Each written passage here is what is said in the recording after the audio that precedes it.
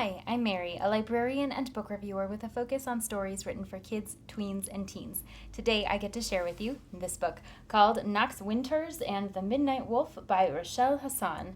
Knox has a twin brother named Noah, and Noah has been living in the small town of Evergreen for a while because he has a mysterious illness that appears to have no cure. So he's living in the remote town under the care of some family friends, and he's trying to get better.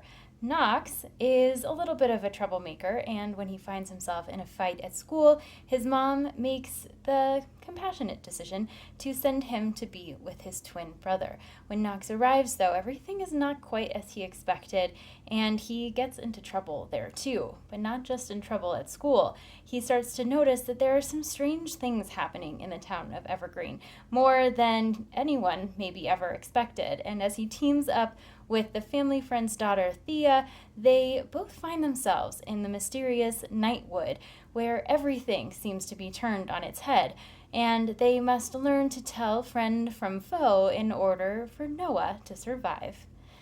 This story is really twisty and turny. It has a lot of mystery and also some supernatural elements, as well as a little bit of the spook factor in there as well.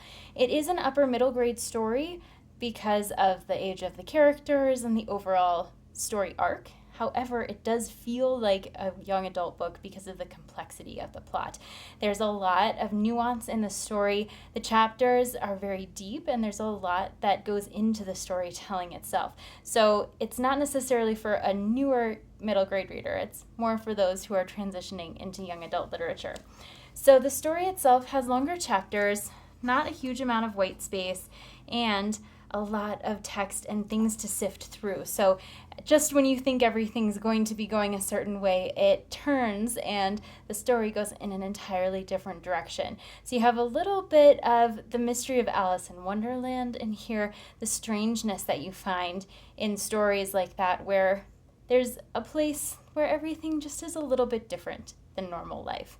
And the characters in the story go through a lot of changes on their own. They each have their own unique qualities that bring themselves to the conclusion of the story.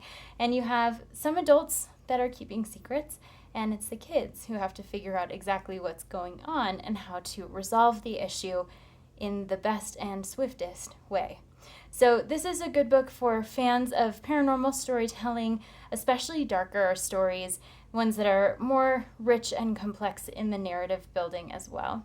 If this sounds like a great fit for you or for someone you know, I hope you look for it wherever you get your books.